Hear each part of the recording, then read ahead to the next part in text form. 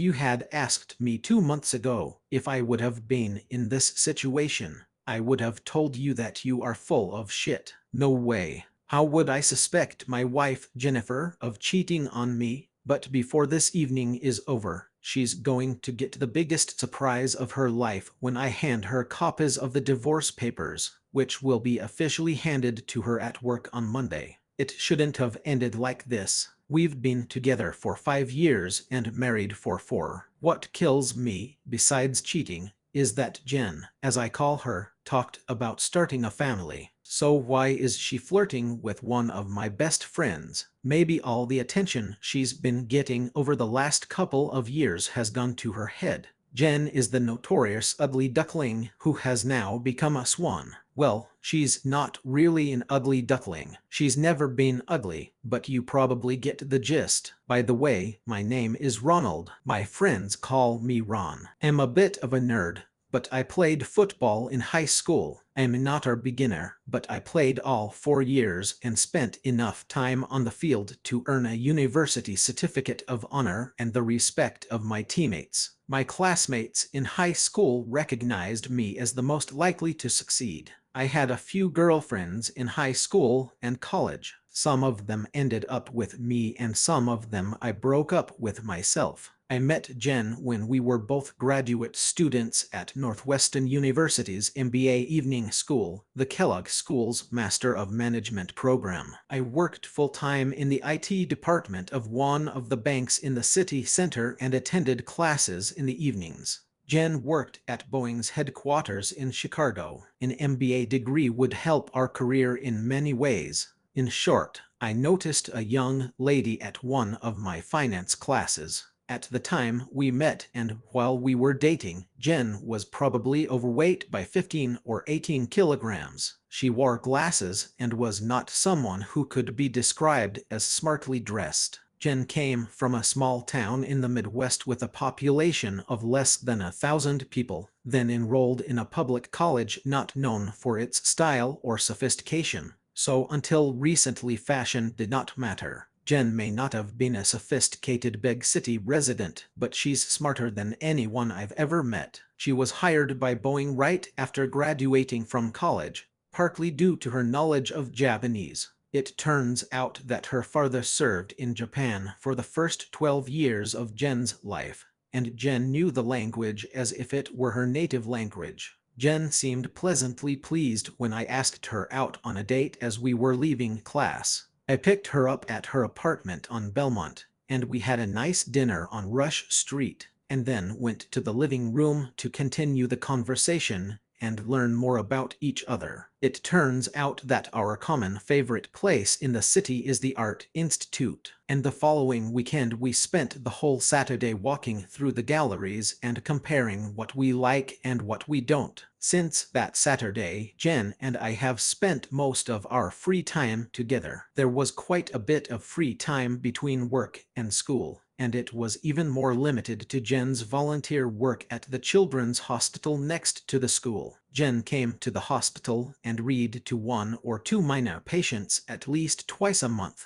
When I asked her why, she explained it to me. My younger sister was diagnosed with cancer. I was 15 and I didn't understand anything about death, serious illnesses, real losses. I was just starting to communicate with boys and was quite self-centered. I think my parents were trying to shield me and my siblings from the reality of Jessica's situation. As a result, I spent less time with Jess than I should have. When she died a year later, it was like a wave hit me. It took my family a couple of years to come to their senses. Mom and Dad stayed married, but it was stressful for a while. Now I read to these children and imagine that this is my sister. I didn't know what to say, so I just took Jen's hand. She continued, "I know it's stupid, but it helps me. I pray that Jess looks down on me and understands how terribly sorry I am that I haven't been with her more in the last year." Jen began to sob. I hugged her and couldn't help but feel flattered that Jen could share something so secret with me. We'd only been dating for a few weeks when she shared it.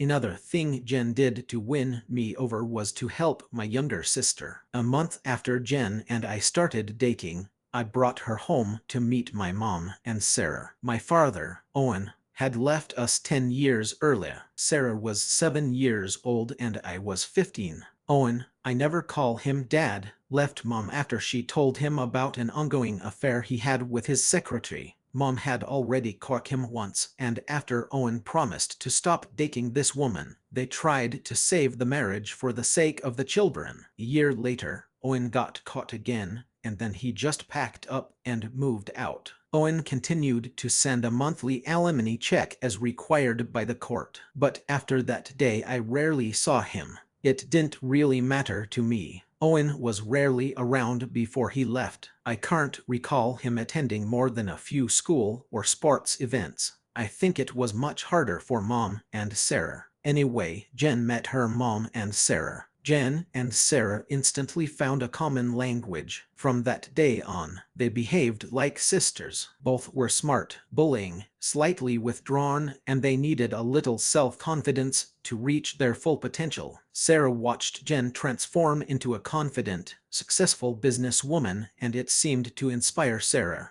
which she needed. Sarah enrolled at the University of Iowa and plans to study medicine over time. Jen and I continued to date and our relationship continued to get better. We had an exclusive conversation. I made it clear to Jen that infidelity instantly ruins the deal given how I watched my mother almost get destroyed by Owen's betrayal. Jen agreed, and everything about Jen made it clear to me that I could trust this woman with my heart. Our first time was sweet and, in a sense, not too hot. After the first 2 lovemaking sessions together, Jen did what she always did when solving a new task. She bought 2 books and brought them to my house. Ron, I can tell you that I'm not shaking your world. There is no excuse that 2 highly intelligent people didn't have the best lovemaking in the universe. So now making love competed with common interests, friendship, and intimacy. My life was full, and on the first anniversary of our first date, I asked Jen to marry me. Jen said yes, and we got married 6 months after that.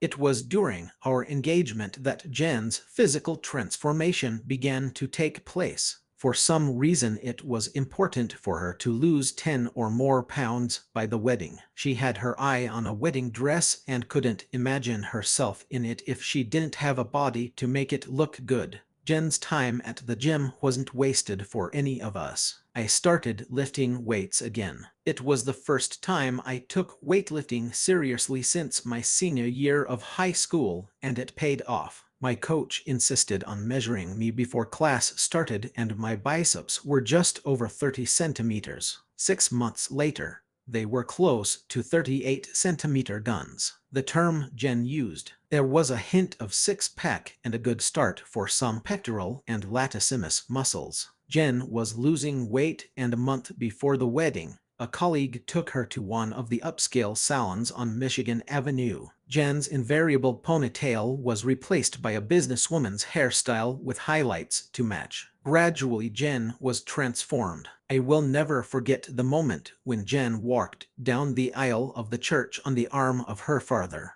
Instead of Mendelssohn's Wedding March, the string quartet played Pachelbel's Canon. Jen lifted her veil, and I saw the most beautiful woman in the world. From the moment we exchanged vows and said yes, I was the happiest person in town. We both graduated, got master's degrees, and both advanced in our fields. Jen had to travel abroad at least once a month, but that was okay. It was only for a week, and to tell the truth, at that time in my life, it seemed like a good thing. I spent a week chatting with my boyfriends. I never had any reason to suspect Jen of cheating on me when she was out of town. Whenever Jen met me at the door, whether it was after a week-long trip or after a day at the office, she kissed the top of my head and said, "Ron, I love you." You see what's the matter? I never suspected anything because Jen and I were compatible in almost every way.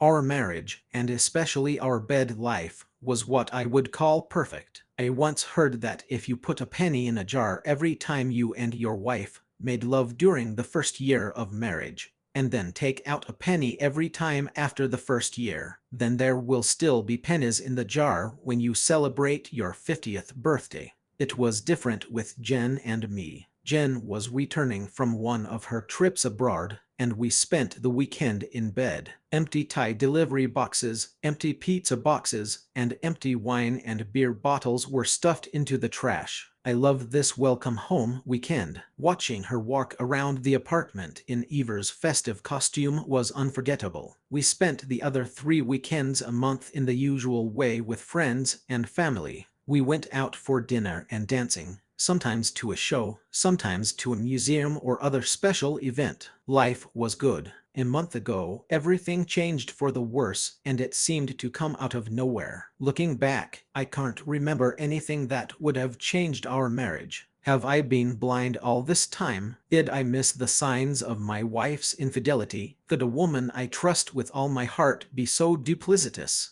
A month ago, it was then that I began to suspect my wife of cheating. It all started with one little inconsistency, just like you might hear in any tavern, where a guy gets drunk when he says to the bartender, "Well, it all started like this." It was the day I received a bonus at work for completing a project to install a new server system in the bank. The system started working 2 months before. We collectively held our breath for a whole month, but everything went according to plan. There were no failures in the operation of Murphy's Law. The top management was delighted. This would have saved the bank millions, and they decided to reward me and my employees with a nice bonus. It was a surprise, and I wanted to share the news with Jen. It was one of those wonderful spring days, and I decided to take a couple of hours off, stop by her house to invite her to lunch. I was practically floating in the air. Half a block away I saw Jen coming out of the front door, accompanied by my good friend and college roommate, Carl Morris. They immediately got into a taxi, and I rushed to catch them. I tried calling Jen on her cell phone,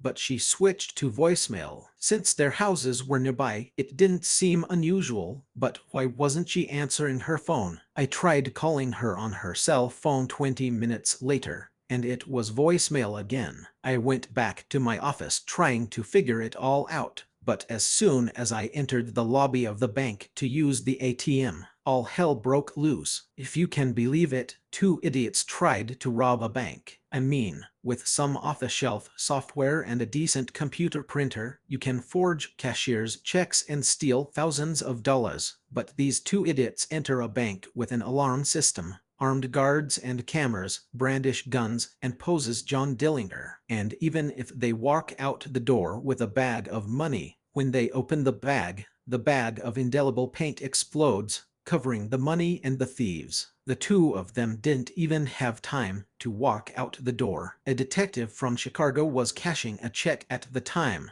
and his partner was sitting in their car outside and waiting for him. Between 2 police officers and a bank guard, both bank robbers were shot dead as they left the building. I was right there during the whole shooting. Who knew that the shots were so loud? My ears were still ringing 3 hours later. Anyway, I had to spend some time with 2 detectives testifying about what I saw. By the time I was done with the police, I was exhausted and needed a drink. I went home, and I almost forgot about Jen and Carl until she walked through the door. I was sitting in my leather armchair and drinking my second glass of beer. "Ron, why are you home so early?" "I've had a hell of a day, Jen. I needed a beer." "That's not like you, honey. And why didn't you answer my call?" "I called you back when I saw that I missed your call. It reminded me of missing lunch." "Well, Jen, here's the thing. I told Jen about the botched bank robbery and how I was 6 meters away from the shooting." Jen's face turned white, and she jumped into my lap. "My God, Rob, you could have been hurt either." Or Jen burst into tears and almost squeezed the air out of my lungs. When Jen finally calmed down, I had the opportunity to ask her. "I called you just before noon. I wanted to invite you to lunch." Jen looked, "I don't know. Somehow different." "I'm sorry, honey. I've been busy with meetings all day. I didn't even get a chance to eat."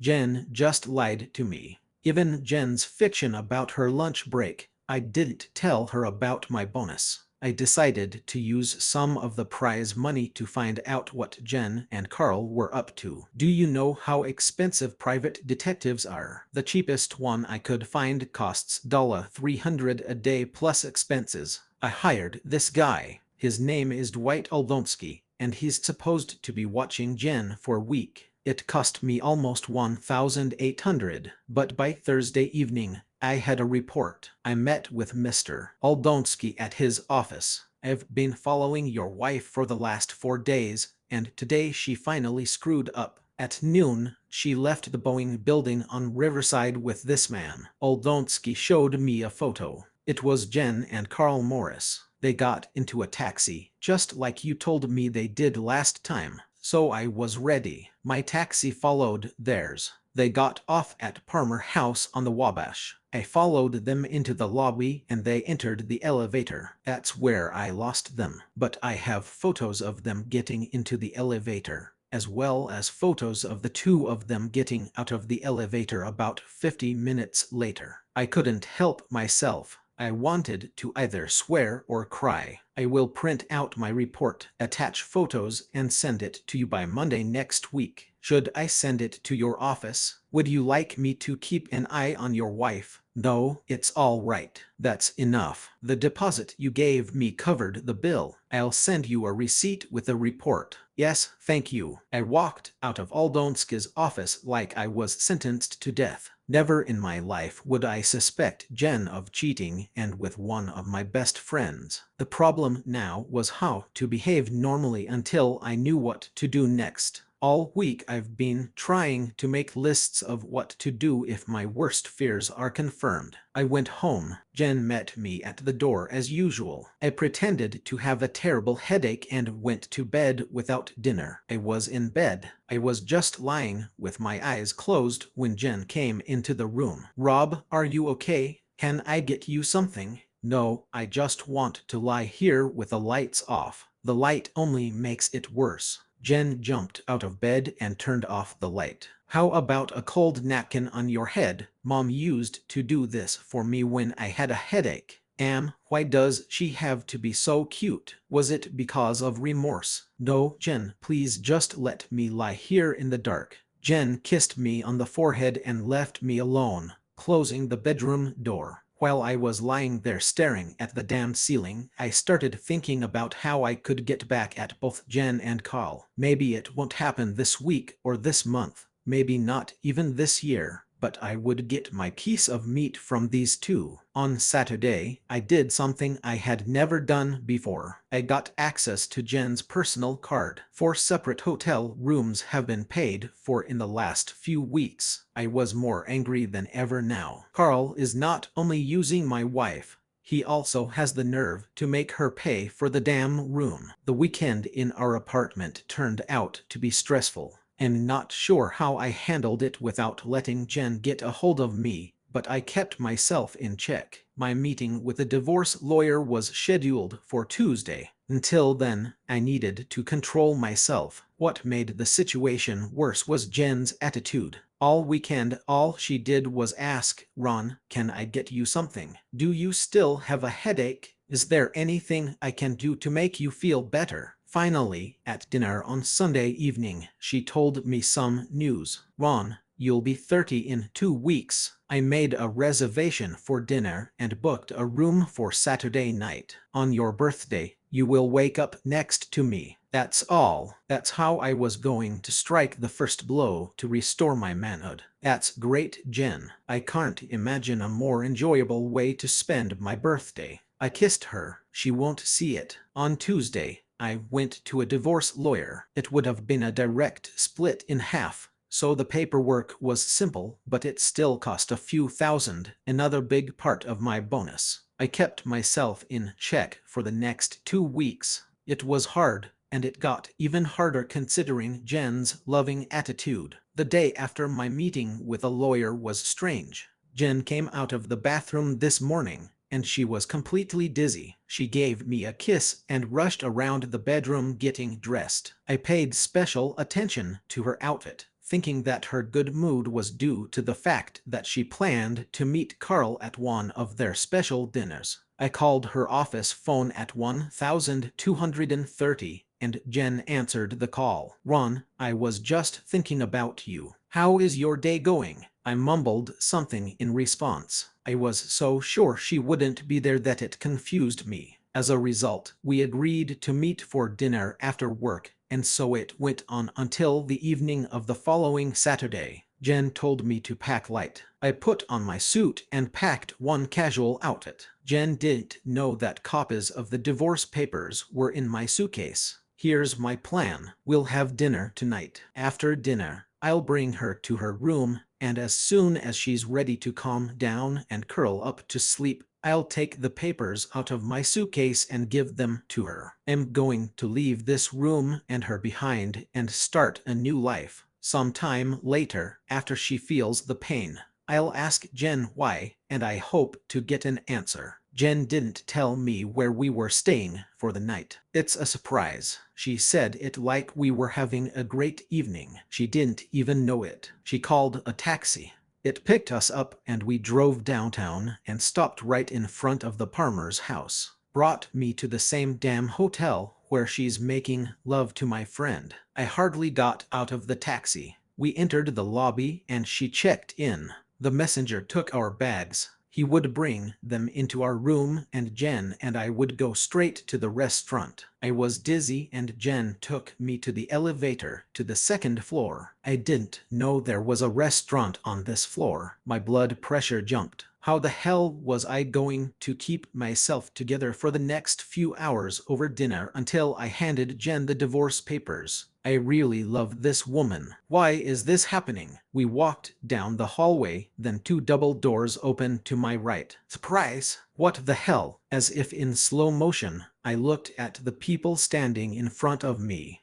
Jen took my hand and led me into the room. The people seem familiar, but what are Mom and Sarah doing here? They're standing there with Carl and his wife. Then I look to my right. It's weird, but these two guys look like the two guys I went to high school with. To my left were three of my employees with my boss. When about 30 people in the room started singing "Happy Birthday," my brain caught my eyes. It's my birthday party. Jen was standing next to me and her arm was wrapped around mine. "Happy 30th birthday, my love." She tilted my head to kiss me and everyone started clapping. It was a great evening. I met up with some old friends I hadn't seen in years. I saw my employees and boss in a different light. It was a pleasure to share this special day with my family and other good friends. Carl and his wife, Avon, came up to me and he said, "Jen didn't think we could fool you. We've been planning this for months and we thought you'd understand for sure." Ivan added,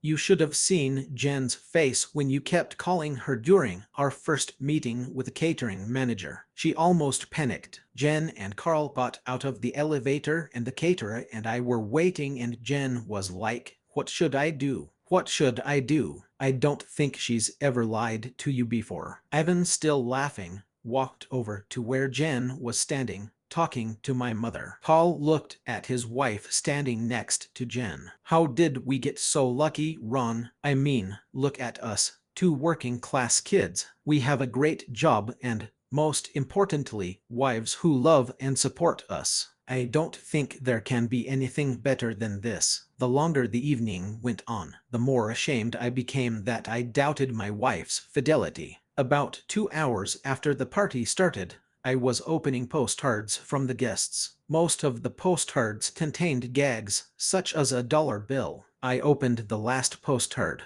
It was just a black and white photo of two people kissing on the front side. Inside, it was simply written, "I love you," and it was signed Jen. But there was a stick glued to the left side. I held my gaze for a second. I had never seen anything like it before. There was a plus sign on the end of the wand, and then it dawned on me. I looked at Jen and there was anticipation on her face. Then I realized that I was the happiest person in this big city. I scooped Jen up in my arms and spun her around. "I'm going to be a father," I told the crowd. There were cheers. It was crazy. Jen looked at me. "If I'm even a little bit like my mother, I'll probably gain a little weight with a baby. I'll probably look the same as I did 5 years ago." "You mean like when I fell in love with you and asked you to marry me?" Jen smiled. "Yes, that's it." An hour later, when we went up to our room, I was sober enough. Jen went to the bathroom, and I apologized. "I'm getting the ice, Jen." I pulled the divorce papers out of my suitcase and threw them in the trash in the hallway after tearing them into 1,000 pieces. "Some secrets you should take to your grave. This one will be mine." Well, I know that there are guys who for some reason will never be able to trust a woman. You think, what a naive bar. His wife cheated and the child is not his. It turns out that I had the opportunity to get acquainted with the final bill for the party and these 4 expenses. Everything is listed as various deposits for the event, and the boy Jen gave birth to just 8 months later, as my Sicilian grandmother used to say. She spat it out. Yes, Ron Jr. is my boy. I have learned some valuable lessons. First of all, some women should be trusted. They were just brought up right. And secondly, don't let the situation escalate. Is there a problem? Discuss it. And thirdly, you get what you pay for. Hiring the cheapest private investigator almost cost me my marriage. I finally took a closer look at the fuzzy photo of Jen and Carl exiting the elevator that my private investigator took. Right there to Carl's left, half hidden by a tall guy, is Yvonne. Learning those lessons was worth half my bonus, but ultimately not as much as it could have been if I had handed Jen those damn divorce papers that day.